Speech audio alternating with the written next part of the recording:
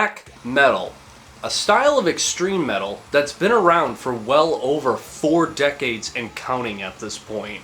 And while it's absolutely nothing new to be discussing black metal here on the internet out of all places, I've always found myself talking about this style of music again and again and again ever since I started my YouTube channel well over 10 years ago, that I figured it would be really fun to have a deep dive discussion about the illustrious history of black metal. From past to present, its highs and lows, all the different subgenres attached with it, to all the different ways it branches out into other styles of music, from the people absolutely loving it to the people absolutely hating it, from its events, significant albums, and influences. There is a lot to discuss with black metal, so let's get this underway. When it comes to the origins of black metal, regardless of who you hear it from to what book you would read, any and all sources would point to the band Venom as the earliest incarnation to resemble any slight little trait of what would be considered black metal. If you were to listen to any of the earliest releases by Venom, take for example their debut full length album from 1981, Welcome to Hell, you'll notice that the styles of music you'll hear that it's typically tagged under would be something along the lines of traditional heavy metal, speed metal, or thrash metal. More often than not, what I tend to notice is people will compare early Venom to something along the lines of like a darker version of either Motorhead or the hardcore punk band GBH. There is this ever ongoing debate as to whether or not Venom ever was a black metal band to begin with, at least when you compare them to today's standards, because the harsh, raspy screams that we're accustomed to hearing in black metal, Venom doesn't have. It's not as played nearly as fast as what black metal is today. The rawness isn't there, at least when it comes to the production value. And again, all of the attributes that we know of as black metal, Venom in terms of their sound doesn't have, because again, it's way more in vein of traditional speed and thrash metal. However, I would argue still that Venom should be considered the first black metal band for reasons that people tend to gloss over. That being when it comes to themes, presentation, image, and aesthetics, Venom was the first to really give forth what we identify as black metal visually. You'll notice with their early releases that there was either pentagrams that had a lot more to do with Satanism, witchcraft, and more of like these evil themes being presented, that during the early 80s this was still very uncommon to come across. The whole satanic panics idea was still in effect. That I know we don't think of black metal as so much with its image, we think of it more as its sound, but I don't care what genre or scene you can think of in music, image is a vital part for it to be identified, and Venom brought that forth whether they realized it or not, and that's especially noticeable when it comes to their follow-up full-length album in 1982 called Black Metal, where a lot of people point to this album as to how the genre's got its name and coined. But when it comes to the first ever band to present the sound that we can identify with black metal, this is just undisputed by the fan base, because that would easily go to Bathory. I mean, just listen to the debut full-length album by Bathory, released in 1984, and you'll notice that some of the similar qualities is, yes, it has elements of thrash metal and speed metal, especially when you pay attention to how the guitar riffs are played, to the drumming, really upbeat, fast, and aggressive.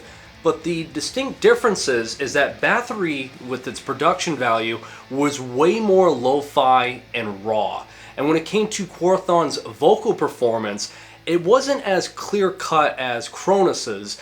It felt a lot more harsh, raspy, and that's kind of like screechy, snarling, kind of like throaty yell that would become a distinct quality in black metal. Which then leads to another debate that's been going on for decades at this point, that being, who was the first black metal band, Venom or Bathory? I stated this once in a previous video, and I'll state it here again. Just remind you guys that this is my opinion on this, and feel free to disagree with me on this portion because this isn't cold hard facts. But how I've always viewed it is Venom is technically the first black metal band by default, because yes, they brought forth the visuals, the aesthetics, and the image of black metal, which I know to some people that's not important, it's all about the sound, but I don't care, again, what music scene you can think of. image is important, and Venom brought that forth. So when it came to the visuals of black metal, what we can identify as black metal, Venom gave us that. So yes, technically, Venom is the first black metal band when it comes to the visuals. However, when it comes to Bathory, I would argue they're the first true black metal band, because they brought forth the sound that we identify with black metal, with the lo-fi production to the harsh, raspy vocals.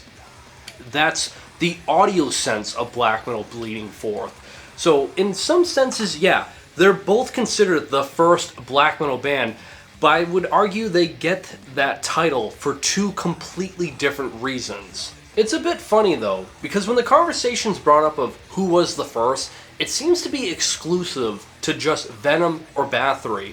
And one band that tends to be excluded from this conversation that I feel like is just as vital for the development would be Hellhammer. Though Hellhammer never released a full-length album, their EP Apocalyptic Raids, along with their demos, are still considered to be today as monumental releases for the development of extreme metal as a whole. It's just, I've always figured that they were excluded from the conversation of being the first, mainly having to do with the fact that they were only active for 2 years, they disbanded and then formed Celtic Frost, which tended to be a bit more consistent with their releases, which more on them later on in this video. Along with the fact that when it came to their influences and writing process, they were heavily influenced by hardcore punk, more particularly bands like Discharge, which if you compare Hellhammer to Discharge, it's very noticeable how similar they both sound, as Hellhammer clearly took influence from it. It's just they sounded like a darker, more raw take of Discharge riffs applied to metal was their approach. Regardless, however, I do feel like when it comes to the conversation of one of the forefathers for this style of music, Hellhammer is just as vital as Venom and Bathory. Looking back at the early 80s in retrospect, black metal wasn't really its own genre just yet. If anything, I feel like people connected because it's a darker, harsher version of either thrash, heavy, or extreme metal during this time. It wouldn't really become its own thing fully fleshed out until a decade later, which we all know how that all starts out. But I do feel like during this point, this is where the idea now of first wave black metal or proto black metal starts becoming a thing within the timeline. So if you're wondering what those terms mean, to be honest, proto black metal and first wave are basically interchangeable. Proto, meaning prototype, is we're getting the half-baked version of something. And when it comes to proto black metal, we're essentially getting either thrash metal or heavy metal bands with the sounds of what black metal resembles, that harsh, raw sound that we're accustomed to hearing, or some maybe harsher vocals being implemented into their songwriting. That's where proto black metal tends to get its tag. As for first wave black metal, it's essentially covering all of these proto black metal bands, but during the time period of the 80s. Personally, how I've always viewed it is first wave is greatly overshadowed by second wave, which I'll be talking about that obviously a little bit later on in this video. But a lot of people just view first wave because of the forefathers, that being of course Venom, Bathory, and Hellhammer, and that's really as much of as what people think is as deep as it goes, when really there's a lot more names to be credited here, and it's a lot more diverse than people might think. For starters, you have Celtic Frost, which is basically a continuation of Hellhammer, as it has members from Hellhammer, that being Tom and Martin, carrying over their approach to a new name. And while it carries over that approach of thrash, death metal, and other forms of extreme metal for their time in the early 80s, what I found really interesting when you listen to their early releases, take for example their debut release, Morbid Tales, is that while other extreme metal bands were taking influence from other heavy metal bands like Black Sabbath for example, Celtic Frost was taking a lot of influence from post-punk bands such as Susie and the Banshees and Joy Division, stating that they wanted their approach to showcase that there's other shades of darkness that they could play around with their approach on extreme metal. Along with the fact that during this time there were small patches of extreme metal scenes popping up in certain countries around the world. Take, for example, in Germany, the thrash metal scene was really starting to kick into high gear, and you'll notice something like Sodom in The Sign of Evil. Even though Sodom is recognized as one of the titans of German thrash metal, their early releases, especially on this EP, resemble a strong sound to what black metal is accustomed to being, as the vocal performance and production value is really dark and harsh. Along with the Brazilian thrash metal scene during this time. It's just, I always viewed it that Brazil's thrash metal scene during the mid and late 80s, they wanted to kick it up another notch and really push the boundaries of extreme metal by blending forms of extreme metal within thrash metal. Obviously, noteworthy names here would be Sarcophago, Sepultura, and Volcano. I'm just going off of, right now, a lot of metal bands that had very well-developed extreme metal scenes in their countries during this point.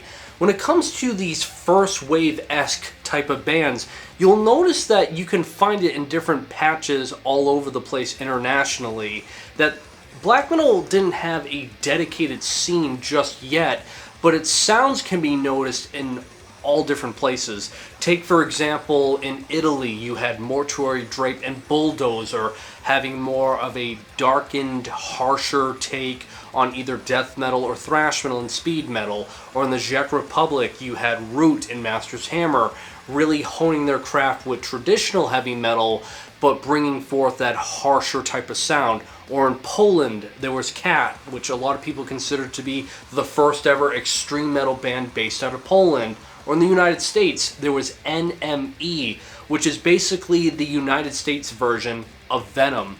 Or in Japan, you have Sabat, which is basically how I view it, the Japanese version of Bathory. In terms of historical context for the topic of this video, the next few bands are quite important when it comes to the 90s era of black metal that I feel like need to be known. Add to the fact, these two bands put out some great demos. First of which being an Hungarian extreme metal band called Tormentor. Their demo, back released in 1987, called The Seventh Day of Doom, is just excellent. Death, black, thrash hybrid blend of the styles that has killer riffs, sinister atmosphere, and Attila's vocals during this time. You can clearly tell that this man was heavily influenced by Skinny Puppy with their approach of a very unorthodox vocal execution that he would carry over with throughout his whole musical career. And the other being a Swedish extreme metal band called Morbid, with their debut release from 1987, December Moon. Most people know of this because of the fact that this would be the first ever band that Dead was a part of. And it would play a vital role into the development, mainly having to do with the fact that Dead's vocals is such a signature sound for what black metal's signature approach would be for their vocals, of harsh, raspy, wretched screams that people would be accustomed to hearing. A lot of it can kind of stem from this one particular release because Dead is such an influential figure with that approach. As I conclude this portion of the video talking about first wave and bands within the style of Proto for this topic, while I do believe that it's vastly overshadowed by second wave and all the bands I'll be talking about in a handful of minutes, that it's still really important to know about this because all of these bands I talked about, though it's not the fully fleshed out version of what black metal is, it planted the seeds for so many bands to follow, whether it be production, songwriting, and image, which is all crucial parts to identifying black metal as a whole. Reaching the time period of the 1990s, this is where second wave black metal would come forth in the timeline, and the whole concept of true black metal would see fruition. When I'm referring to true black metal, I'm talking about the concept now that black metal has become its own purebred style of music. Unlike first wave, where it would be either a thrash, speed, heavy metal band that had like blackened elements or was darker or a little bit raw in the production value, that resembled bits and pieces to the point that it's like half-baked and again prototype. This now in the 90s with true black metal, it's just a purebred state of just black metal influence and nothing else. The distinct characteristics with second wave would be the fact that when it comes to production value, it's a lot more raw and lo-fi sounding. The vocal approach puts way more emphasis on that raspy, harsh, wailing screams with its execution. The drumming for the most part has kind of stayed the same, only they play a bit faster, a bit more emphasis on blast beats compared to its predecessor. And guitar riffs, I would state, aren't as aggressive. They don't have as many like traditional or speed metal types of influences, but put more emphasis on tremolo pick guitars to really just create like a wall of like ambience and distortion with their riffs. Those attributes would be applied to their fullest extent in a concentrated area, that of course being in Norway. And this is where the Norwegian black metal scene would make history. It goes without saying, but it is impossible to talk about this style of music in any which way and not bring up Norway in some kind of a way, because so many attributes, tropes, visuals, and sounds that everyone loves about this style of music stems from Norway in some kind of a way. Honestly, with anything that I could talk about when it comes to the Norwegian black metal scene during the early 90s, it has been discussed and talked about to death for decades at this point, over and over again, because there are so many documentaries, books, interviews, reviews, and discussions about the Norwegian black metal scene that even though all of this happened over 30 years ago, people still talk about it as if it happened yesterday. While I'm aware that I'll be adding in absolutely nothing new and just echoing what others have stated for decades, for the sake of this video, with its consistency and context within the history of everything, obviously there are some things we need to talk about here. Obvious names that I'm sure you've all heard of before a million times over, regardless if you're a fan of black metal or not to begin with, of course would be Mayhem, Burzum, Emperor, Darkthrone, Immortal, and Ulver. All of which not only released fantastic albums during this time period, but all of them had characteristics that so many other bands generations later would take influence from. Examples of this could be with something like Darkthrone. When it comes to the very lo-fi and heavy tremolo pick guitar approach, so many bands are obviously influenced by early Darkthrone albums. Or when bands go for more of like this blizzard, blitzkrieg rush of energy and aggression, really heavy with the blast beats, I tend to trace it back to a lot of it being influenced by Immortal. Or when bands, I swear to God, ever have a keyboard or a synthesizer with their approach with black metal, immediately people will compare them to Emperor, like by default almost, I swear to God. Or when bands go for more of an atmospheric and ambient driven approach with their compositions, a lot of it can be traced back to Burzum. Or when any band has a more folk and atmospheric approach, really utilizing a lot more acoustic instrumentation, you can trace it back to Ulver. But then there's Mayhem, where I really do feel like this is the most influential and impactful, mainly having to do with the fact of all of the events that led up to their debut full-length album, that of course being D Mysteries Dom Satanis, an album that is regarded as one of the pinnacles that embodies anything and everything that has to do with the attitude, image, and sound of the second wave Norwegian black metal scene. Like everything I've talked about thus far, each band has one key attribute that would influence a generation to come for black metal musicians and bands. Yet when it comes to Mayhem, it's really quite difficult for me to pinpoint the exact thing that they influence because there's so many different elements. For example, when it comes to the tremolo pick guitars that so many people notice with black metal, people tend to point to Euronymous for being a key musician for really starting to popularize that approach within this style of music. I would also connect them that when it comes to like stage performances, image, and the whole corpse paint, we can attribute that to Mayhem once again when you look at some of their live albums like Live in Leipzig back when Dead was their vocalist, that really became like a staple for black metal musicians to adapt again for decades to come. I guess what just makes Mayhem just so impactful for the historical sense for black metal was they were in the middle of all of the chaos and carnage that came from this scene.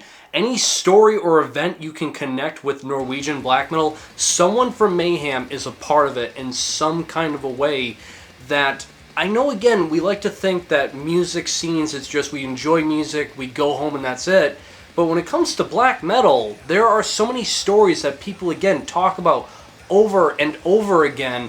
And no matter how many documentaries or books come out about this particular scene, Mayhem has always been like the main character in this conversation. Everything I've talked about thus far are just the big names that I feel like made the biggest waves in terms of musical influence and cultural impact for black metal. I'm just scratching the surface of the bands that were coming out in Norway during this time. Other bands worth mentioning that were either releasing just great music or forming during this time in Norway would be stuff like Satyricon, Gorgoroth, Enslaved, Obtained Enslavement, Gehenna, Ancient, Kavist, Borknigar, Toke, Shooter, Urkal, and Vedbuen's End, which is considered by many as one of the first examples of avant-garde black metal. I figured I'd shed a little bit of light onto those names because for the most part it's always overshadowed by either the big names I talked about a minute ago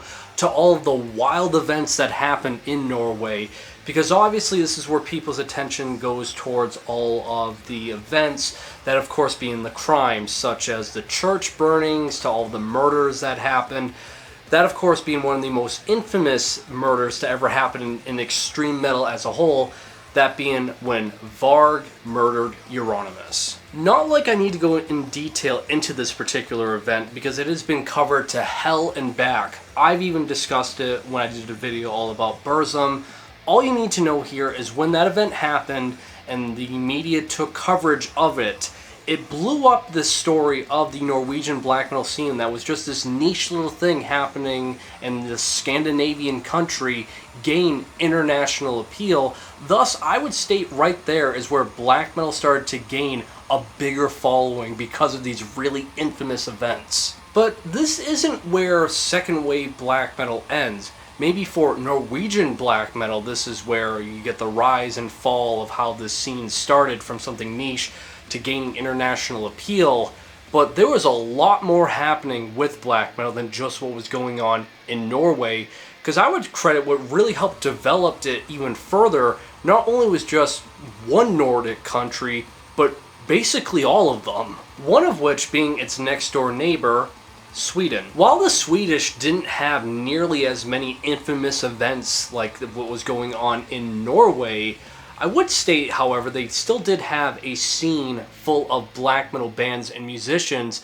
It's just what makes them a bit different from the Norwegians is their approach to black metal was more concentrated on one particular direction. That being, when it comes to Swedish black metal, you'll notice now there's a lot more melody with their approach. That it feels like when we talk about melodic black metal, you immediately think of the Swedish black metal scene. If I had to take a wild guess as to why this was, it would mainly have to do with the fact that, well, during this time in the 90s, Sweden had a really big death metal scene during this time, and this is where bands like At the Gates, In Flames, and Dark Tranquillity were coming forth, all a part of that Gothenburg scene where it really started popularizing the approach of melodic death metal. So it only makes sense that since they're around the same region, that the black metal musicians in Sweden would adapt to that approach. This of course leads into the conversation to one of the big titans of Swedish black metal, Dissection. Their album, Storm the Light's Bane, is widely regarded as one of the greatest black metal albums ever. I mean, when it comes to the conversation of melodic black metal, people talk about this as if it's the magnum opus of that approach. Other noteworthy names that were taking this approach with melodic black metal and add their own spin on things would be, Sacramentum with their debut full-length album, Far Away from the Sun, that took it in a more, I would say, mystical and atmospheric approach, or the debut full-length album by Dawn, where it always felt a bit more lush, warm, and vibrant, yet still powerful for the sense of this style of music, or even Vinterland with their sole full-length album, My Last Chapter, that takes melodic black metal in a more melancholic and emotive approach. One individual that deserves the utmost amount of praise for all of these albums I've talked about thus far relating to the Swedish extreme metal scene would be Dan Swano, who produced and engineered all of these albums I've talked about. That when it came to his approach of engineering, this man knew the sweet spot to hit when it came to the sound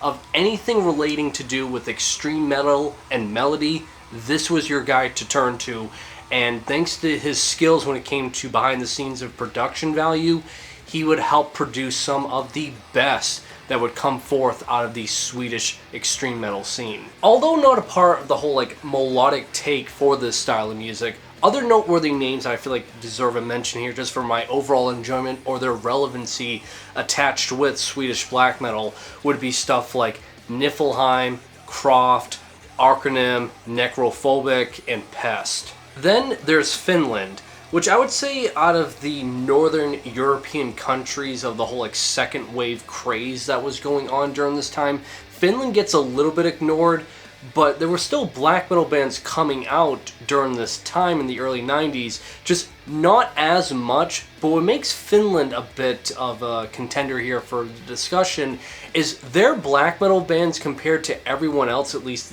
the surrounding area of the Nordic region. Finland's always felt so much more heavy. I state this because this is around the time period in Finland where Beherit, Archgoat, Horna, and Impaled Nazarene are starting to release albums, that everything just sounds so much more dense with the production, the riffs, the drumming sounds way more aggressive, the vocals are deeper and have more of this monstrous sound with it. And to me personally, when it comes to Finland, Norway, and Sweden, Finland sounded like the brute. They wanted to be the heavier of the bunch. They wanted to sound more aggressive and meaner. And I would state if you're looking for second wave black metal in the more of the heavy, aggressive sense, you'll find it with Finland. During the time period of the early and mid 90s, the northern European countries dominated what black metal was and going to become. But it wasn't the only region spawning black metal bands, as we're starting to realize now during this point, other countries are starting to get with the program. A few examples that I can give you would be with Greece, the whole Hellenic black metal scene started popping forth. Noteworthy names would be Rotting Christ, Necromantia, Verthrone, and one of my personal favorites, Macabre Omen. That I always felt like when it came to Hellenic black metal, there was a little bit more of this triumphant sound when it came to their guitar riffs. To here in the United States, bands like Profanatica, Judas Iscariot, Demon Sea, and Vaughn, where their approach had more of this cold, aggressive sound for black metal. To even seeing its influence reach to Japan, bands like Abigail and Psy creating a little bit of buzz. It's safe to say that even though in Norway it reached its climax with all of its infamousy, the everlasting effects with its sound musically was here to stay. Even though many would state that with confidence, that notion would get challenged to its full extent, because after the whole second wave black metal craze and boom ended and we reached the late 90s into the early 2000s, consistency with black metal isn't so much apparent, as either all the big names have gone for a different approach, they've been signed to bigger labels, and that whole, I guess, community niche and DIY approach that they had in the beginning has been evaporated for something a lot larger and bigger than it was ever planned. Thus, black metal seems a bit disorganized when you get to this particular time period, again, of the late 90s and early 2000s. From my own personal experiences talking to individuals that are fans of black metal, is that they view it that black metal peaked in the early 90s. You talk about second wave black metal, 1990 all the way up until 1996, that's it. That's where the cream of the crop is. Everything after that time period is garbage, throwaway, no bother even checking it out. And while I do agree to an extent that when it comes to late 90s, early 2000s black metal, you'll never find really any essentials of the bunch, because so many people are concentrated with what happened years prior. But what I do feel like happened during this particular time period that I want to spend a little bit of extra time on, because again, I feel like this gets overlooked by so many individuals, is this is the time period now where black metal has a lot more experimentation, and they extend its reach in all different directions that I feel like being a little bit more ambitious or adventurous with black metal is kind of welcomed at this point, because it didn't really have one particular sense of direction during the late 90s and early 2000s. You'll start to notice during this time, black metal is going for a larger-than-life sound, which is completely blasphemous from its original idea when it started out of being minimalistic, lo-fi, and niche to its surrounding area. But considering the fact that all of these bands were being signed to major record labels, this was kind of the direction it was going for. And you'll notice now that symphonic black metal, or black metal trying to incorporate orchestration into their sound to make it soaring and larger than it ever was starting to be more accepted. This is where bands like Dimmu Borgir truly capitalized on that approach to where they would gain a lot of success. I know in retrospect now, people kind of view Dimmu Borgir that they're sellouts, that it's too polished, this and that. But for what it is when it comes to symphonic black metal, that's what they're presenting here. And I believe the compositions at times can be really captivating during this particular time period for this band.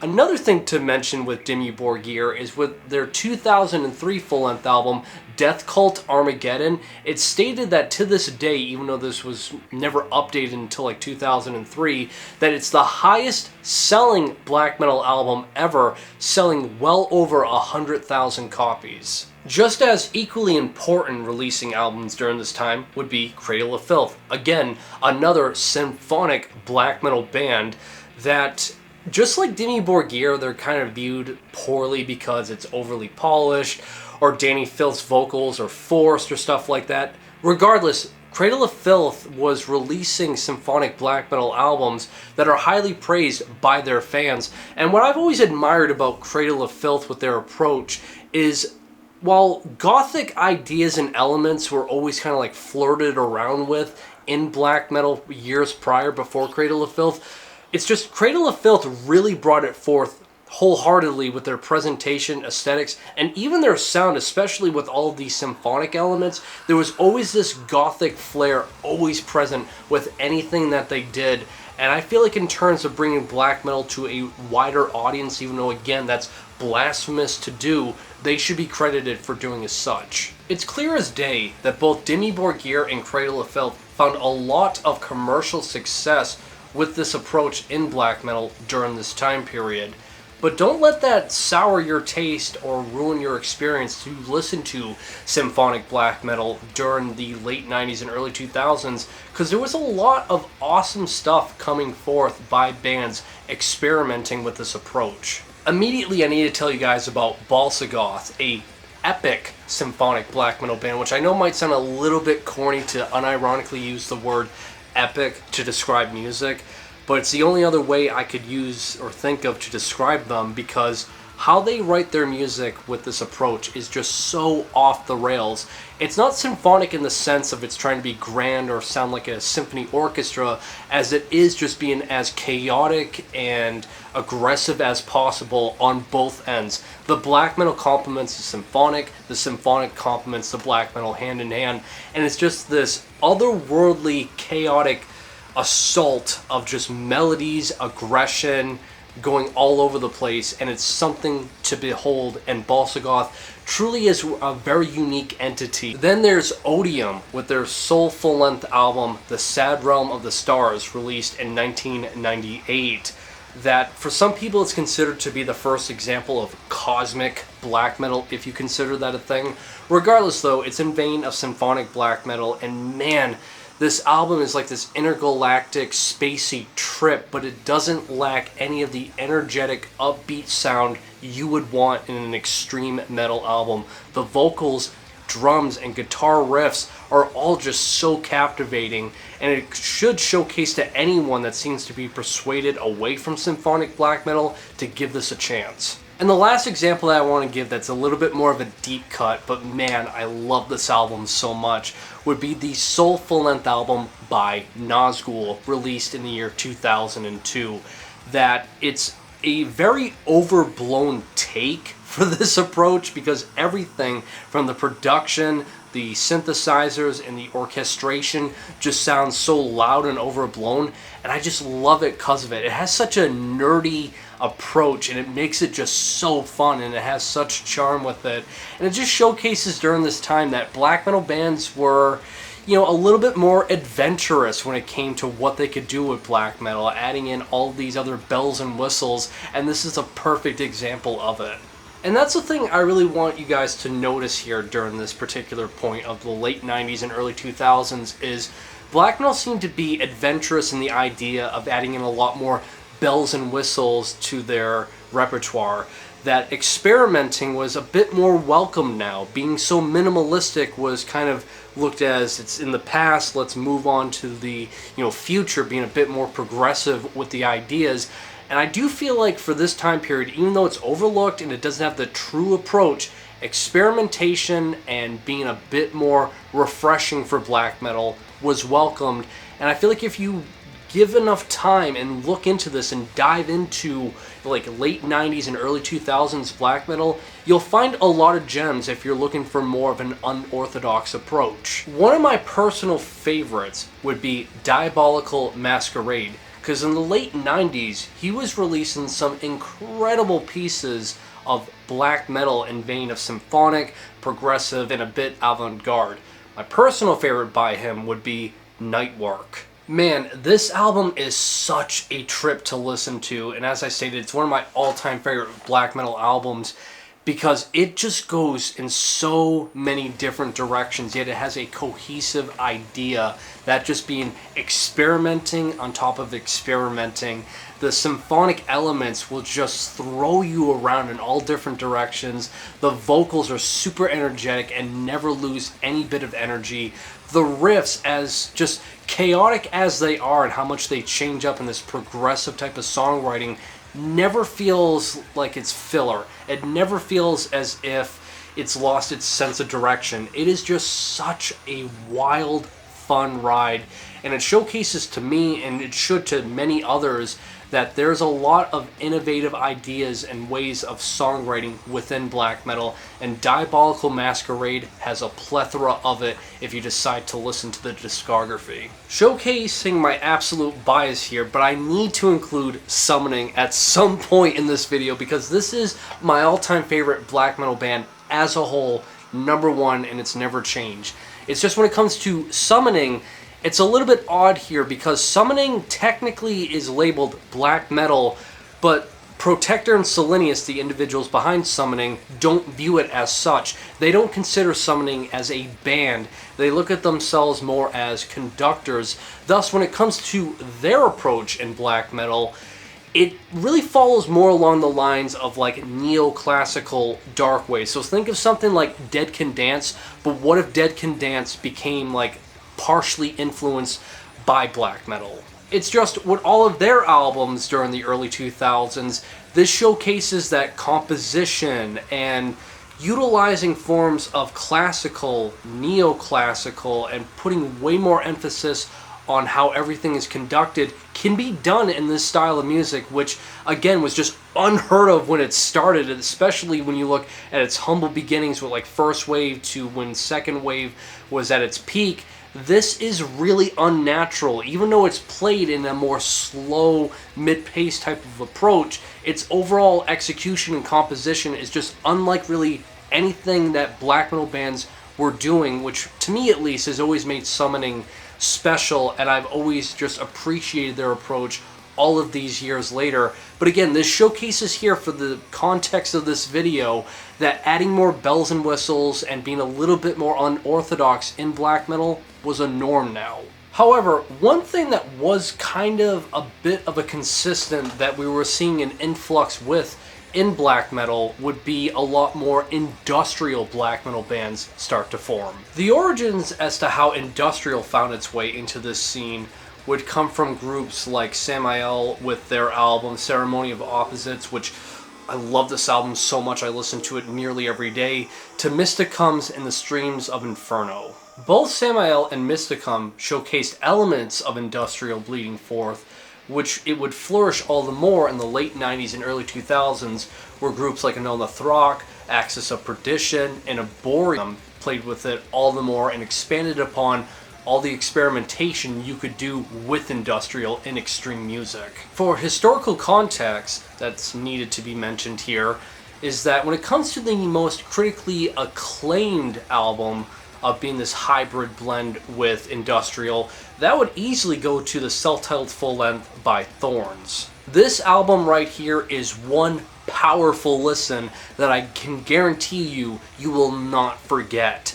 Everything about this album is so punishingly dense, especially the guitar tone on here that perfectly complements all of the machinery and mechanical sounds clashing into each other minute by minute. In some sense, you can say this is a more artistic and somewhat abstract approach within, industrial black metal, but it never deviates too hard off of the extreme path you would want. This is a really creative, powerful album that should be heard by anyone who is a black metal fan. So if you decide to explore anything black metal related in terms of late 90s or early 2000s releases, you'll notice while nothing is necessarily as consistent as years prior, especially when it comes to the whole second wave craze, you'll notice at least it's a bit more adventurous. A lot of these bands are adding in a lot of bells and whistles with their approach that showcases that they wanted to expand upon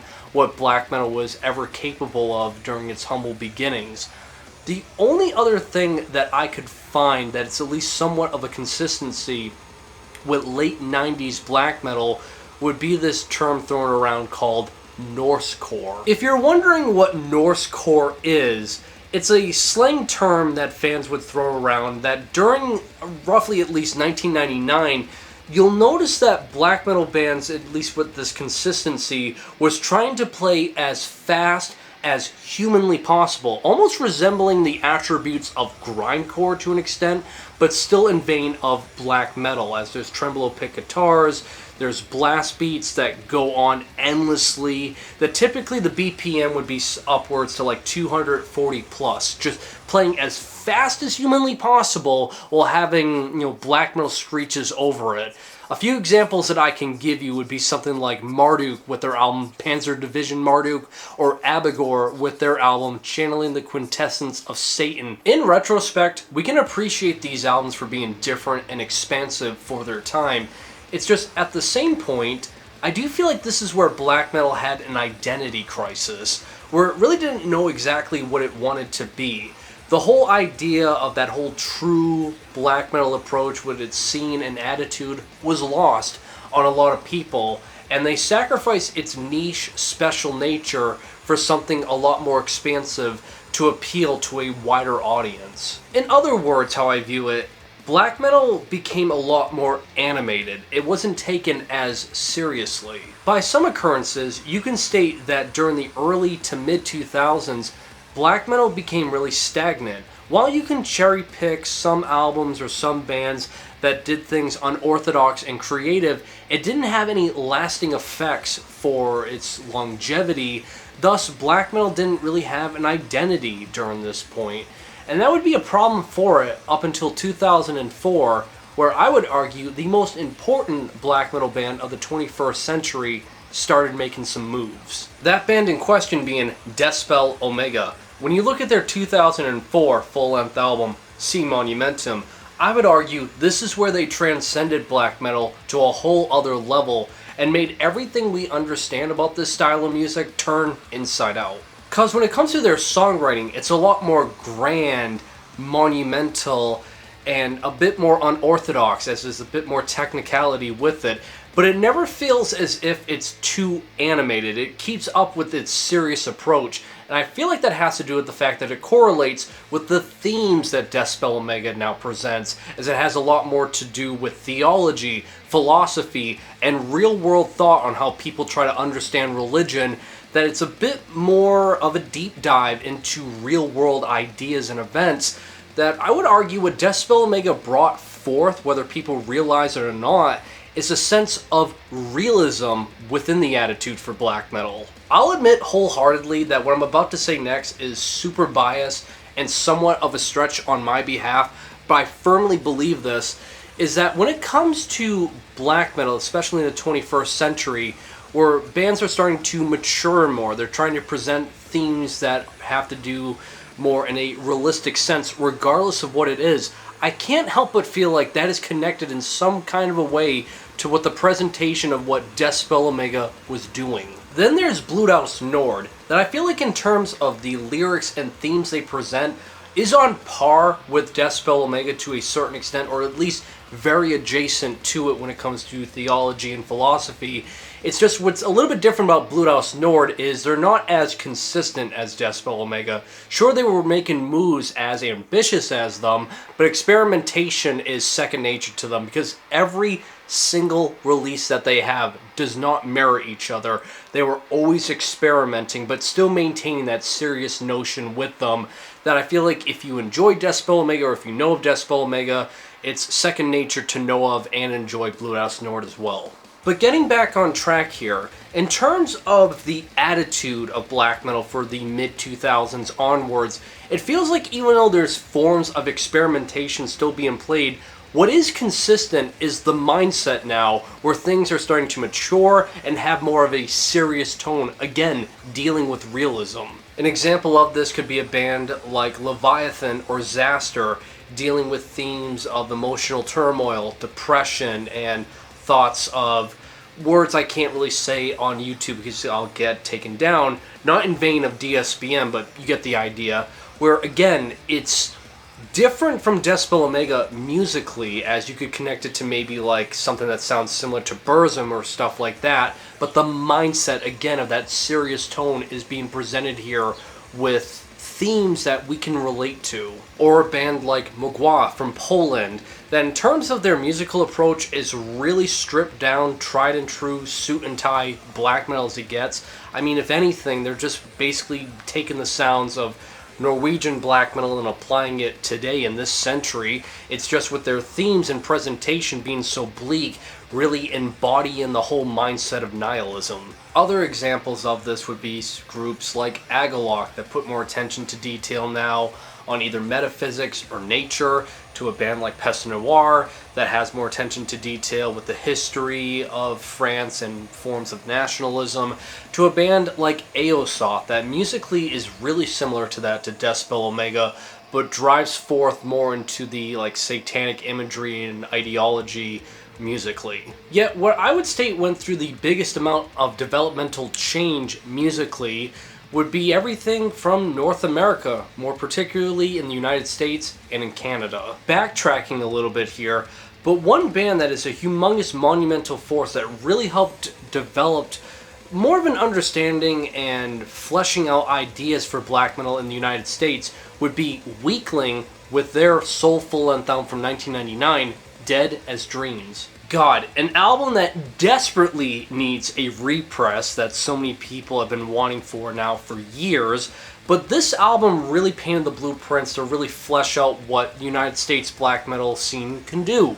Because what this is a little over an hour long of really ambitious, emotive, and pretty creative black metal. It's atmospheric at some points, it's experimental at other points, there's points where it's very melodic, it's points where it's really harsh, it's expansive, and again, when we're just solely talking about USBM, United States black metal, this is an absolute staple that everyone should know. It's important to cite Weakling in the historical context for black metal and United States black metal especially, because this would help develop what is known as Cascadian black metal. To some, that term is completely made up and foolish. To others, it's a legit thing. Regardless, it left an imprint on the history for this topic, because Cascadian black metal is mainly focusing on the Northwest region in the United States, where you're noticing now a lot of these black metal bands coming forth in the mid and late 2000s are having more of these atmospheric and emotive takes, really focusing on the whole surroundings of Cascadia to be like the driving force of influence here, Noteworthy names obviously like Agalok I just talked about earlier, Wolves in the Throne Room, and Ulda. I do believe that this is important because with any scene, and especially within black metal, using your surrounding area to flesh it out to something all of their own and make it unique is something that the United States black metal scene needed, and I feel like Cascadian black metal gave us a little taste of that for this country. As for Canada around this time, this is where Canadian black metal was starting to find something unique about it. Or should I state, this is where Quebec black metal started finding something unique. Announcing that I'm talking about Quebec black metal, it's basically a spoiler to state that now I'll be talking about Forteresse, a monumental figure with anything that has to do again with Quebec black metal of any kind. What makes this so special is not only was it released in the year 2006, but Forteresse's approach is so much more triumphant and prideful sounding, really giving more of an emotive take within black metal, showcasing more of the idea now, the heritage of Quebec and separatism, and forms of Quebec nationalism, nothing that would be in vain of advocating for violence, but more so of just taking pride in what cultural differences they have compared to the rest of Canada, and would be somewhat of a movement and really strong scene to come forth in Quebec black metal. Noticeable names in this scene that give off that prideful emotive sense would be bands such as Grays, Sorcerer de Glace, Jathda, and I would even argue Akitsa. Even though they're from Montreal, they share the same idea and sound is quite similar, again in the emotive aspect. I can go on and on with examples very similar to this, which I'm sure you guys will tell me in the comments when I missed out on, and please feel free to do so.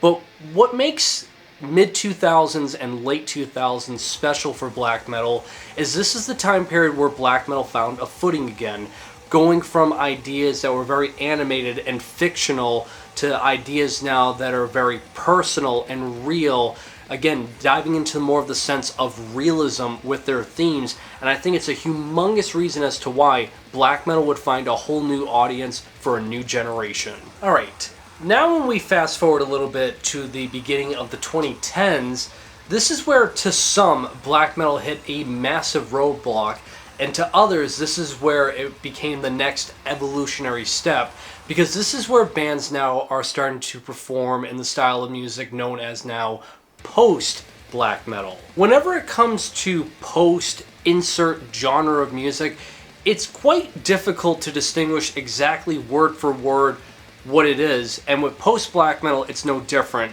But as it's stated with post, it's the next evolutionary step with black metal. You're noticing now things are a bit more unconventional, not necessarily in an avant-garde or experimental sense, but more so now when it comes to song structure and melodies. It's incorporating a lot of other ideas that would be really, extremely actually, unorthodox for black metal. So ideas of post-rock, shoegaze, and post-hardcore are being implemented, giving off way more of an emotive take, not necessarily resembling any of the emotive takes of something dismal or prideful like the bands I talked about earlier, but something more personal, emotional, and a life experience or something like that, or like happy, sad, melancholic, things like that. Hence why, to some that are like purebred, die-hard black metal fans, this is like the end of times for black metal. And as I stated, for others, it's something of a breath of fresh air. The earliest example that I know of an example of post-black metal is somewhat of a deep cut that no one ever talks about, and that would go to a band called Pyramids, who released an album back in 2008 that was self-titled. This is a bit interesting because it kind of dives into ideas of surrealism and abstract forms of art, that it experiments so much that in some ways it kind of steers into the idea of post-black metal, again of blending shoegaze, post-rock, and forms of extreme metal together. It's not for everyone, I can assure you that, especially when we get to talking about the other bands within this style. But I do feel like when it comes to, again, historical context for this video, one that's just never brought up for the earliest example of post-black is this album by Pyramids. But what is often cited to be a massive innovator to this approach, of course, would be Alcest. The frontman behind this project, Niche, who used to be in Peste Noire but then focused on Alcest during the late 2000s and early 2010s, goes in this approach now of he combines his knowledge and writing experience with black metal, really similar to that of Peste Noir, but adds in so many more ideas now of shoegaze and post-rock into his songwriting approach that everything sounds a lot more mellow when it comes to the songwriting. It's nowhere as aggressive, and I would state what makes it a bit more surreal and calming is that Niche is going into the direction now of trying to convince his audience what his dreams sounded like or he perceived them as a child. In all honesty, I think early Alcest albums are great. I feel like in terms of composition and songwriting, it's stellar. I mean, yeah, if you're looking for the extreme version of black metal, don't listen to this. But if you're looking for something a bit more emotive, something that only goes half throttle while still resembling the characteristics of this style of music, I think this is just very enjoyable stuff. And again, in terms of songwriting, it's great. However, my personal favorite post-black metal album easily goes to Lantlos with his second full-length album, Neon, released in 2010. This does include Niche once again, but only he's a mouthpiece for the vocals. The main songwriter, Marcus, does all the guitar riffs and drumming behind the scenes, and man, this album is just absolutely gorgeous. It's melancholic at times, surreal at other times, and just so incredibly blissful. I might not be the biggest fan of post-black metal, and I don't know every single post-black metal band other than the handful that I do know for this video, but god damn, this is like the only album I can think of in this style that I would easily give a 10 out of 10. But alas, this leads within the timeline to one of the most divisive black metal or, adjacent black metal albums ever made. And I still remember to this day when this album was released, just the sheer controversy that it erupted within the fan base. That being Death Heaven with their 2013 full-length album, Sunbather. This is an album that either you absolutely love, you think it's the greatest thing ever and transcended black metal to a whole new level that is complete perfection, or you think it's the worst thing ever and it's the end of times for black metal and this is the year that black metal died and perished. To be honest with you, both takes that the black metal fan base gives this, I think, are both equally as obnoxious and ludicrous. It's an okay to, at best, good album that's just an emotive post-black metal album, and that's it. I mean, this isn't even the only post-black metal album that was coming out during this time. If anything, I think really what gave it such a bad rep, at least to the diehard fan base, was one, post-black metal, but really what catapulted it even worse for the fan base was the image that Death Heaven had. When you look at the individuals behind Death Heaven, they just kind of look like college kids. Nothing, extreme about them with their image or presentation. And especially the album artwork here, as it's pink. And really all the concept is about this album artwork is, from what I remember, is if you were to look at the sun and cover your eyes with your hands and open up your eyes, this would be like what you would see. Like, that's as deep as this goes. I don't know, man. It's weird that this is kind of like a monumental piece in like the timeline of black metal just solely because of how much it got talked about. Again, from my personal experiences in 2013, I remember when this came out, it just felt like everyone was either bashing it or praising it nonstop. People were freaking out when they called it black metal. People were admiring the hell out of it when it was on end of the year list. It was just like, again, as I stated, I think it's good and okay, and that's kind of it. But yeah, for post-black metal, for this conversation, this was a humongous deal. As we fast forward a little bit now into the mid-2010s up until present day, I feel like at this point now, there hasn't been one distinct monumental thing that's happened in black metal. If anything, everything that I have been talking about in this video up to this point is happening all at once now, with the more traditional sense of first wave and second wave styles of music, to more animated and experimental stuff that was happening in the late 90s and early 2000s, to things that have to do with realism on a more serious note in the mid and late 2000s, to again other forms of experimentation, this whole post-black metal sound in the early 2010s. This is all like happening now, like all at once, like year by year. Not like I'm trying to weasel out here and state this video that all it was for the past 10 years is everything I have been talking about going and that's it. Because trust me, there's some releases I do feel like need to be discussed within the past 10 years, but it feels like at this point, though nothing monumental has happened on one circumstance, I feel like as a collective, black metal is bigger than ever before, hitting in all different regions upon the globe, and we're starting to see legacy names like, Mayhem or Satyricon or Emperor either reform and do world tours where they would, tour obviously all around the world and sell a lot of tickets and become like bigger names than ever before. That I feel like, though black metal has never hit like mainstream appeal, in terms of the metal community, it's recognized as like second nature to know about this stuff, to listen to it on the regular. And again, I feel like its popularity has definitely boosted up to something bigger than anyone ever thought possible. I mean, case in point, in the 2010s, this is where we were getting movies about black metal. And I would state during this time period of the mid-2010s, this is where we would get an example of like this black metal band or black metal musician hitting this superstardom. And I'm obviously referring to Behemoth when they released their album in 2014, The Satanist. Yes, I'm very aware that this album is quite monumental when you take into consideration that Nergal, years prior, before this album was released, was battling cancer. He beat it, and this felt like one massive victory lap for him. Beating cancer was really kind of like the concept of this album for the most part.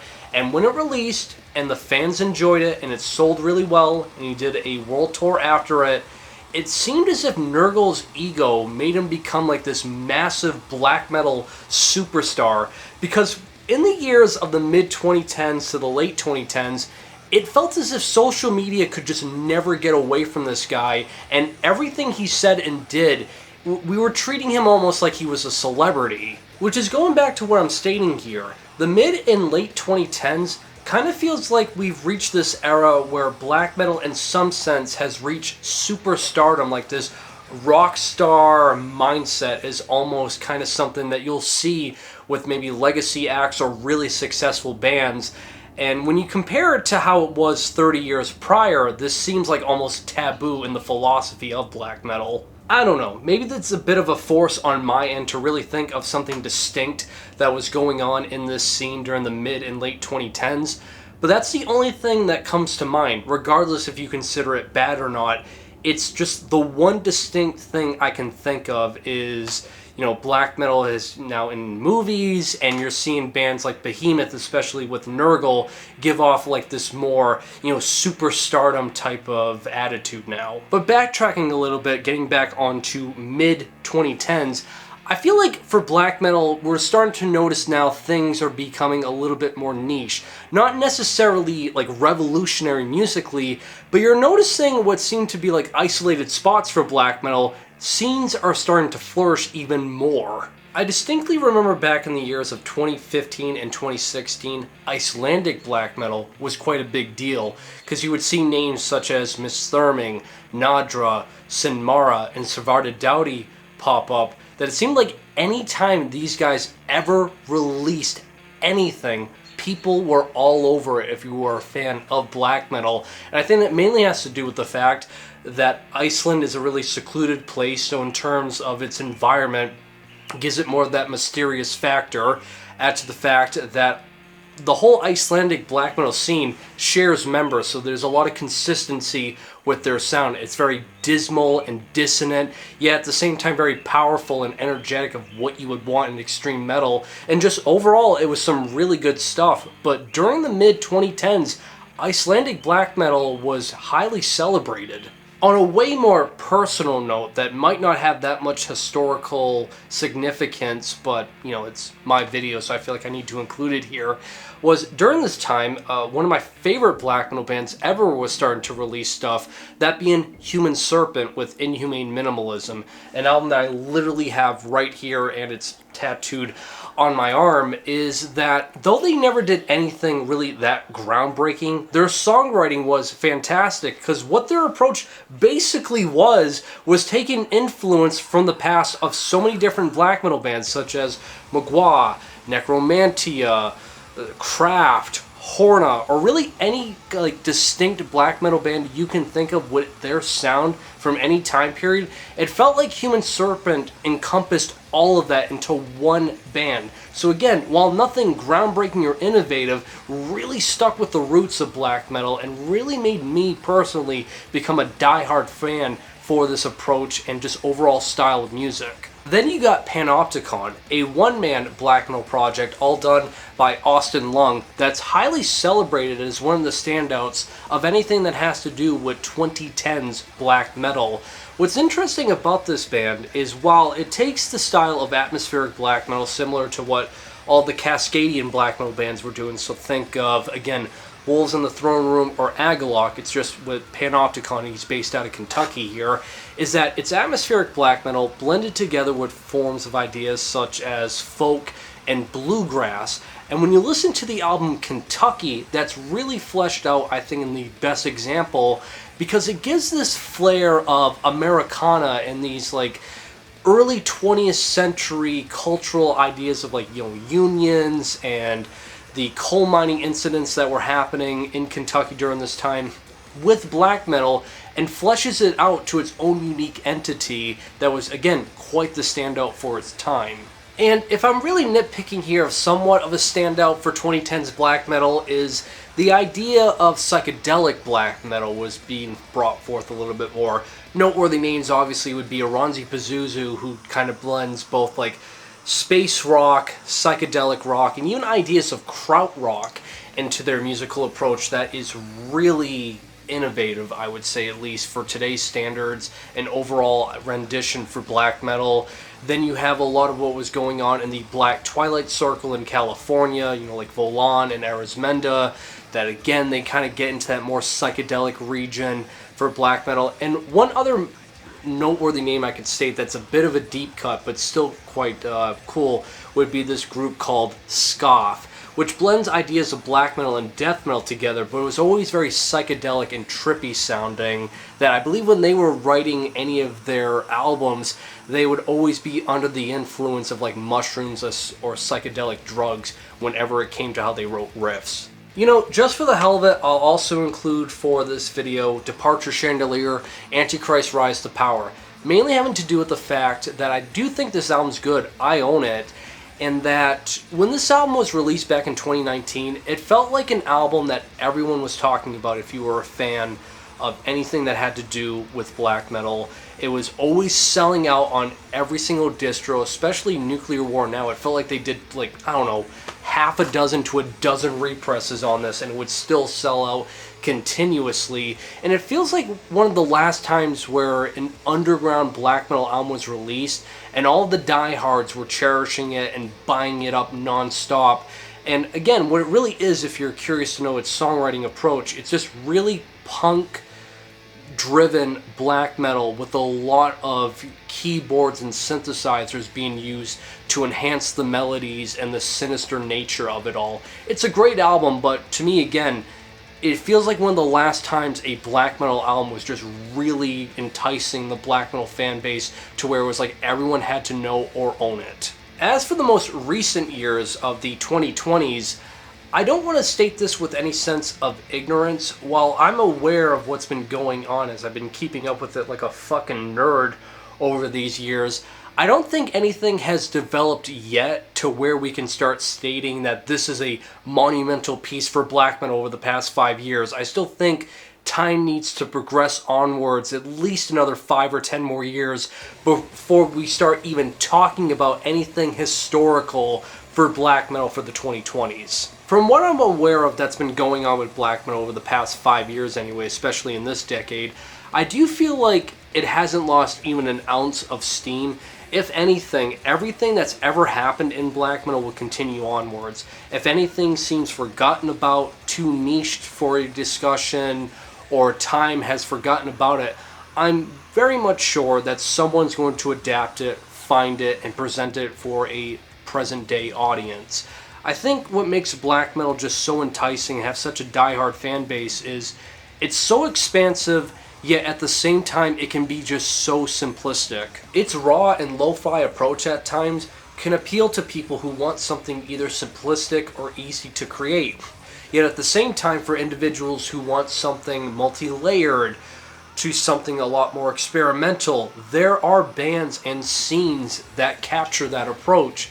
I feel like because it's survived all of these decades, there's just endless amounts to enjoy in it if you dive into black metal, that you could be a diehard fan for it day in and day out and still not even know half of what's out there. That notion also applies to this video, because everything I've been talking about ever since this video began, again, I'm only scratching the surface of what is known and what's monumental and impactful for black metal. There's still so many other things that I'm aware of that I didn't have time to discuss, or might have been a little bit too minuscule of an impact but still significant to others, that you can apply into this video, that it could go on for probably another, I don't know, hour, 2 hours, 10 hours. It's limitless what you can talk about with black metal, and I feel like it's this just never-ending horde of darkness and aggression that isn't letting up even in the slightest, regardless of what takes head helm of it. And that'll do it for this video, guys. I really hope you guys discovered something new and enjoyed this.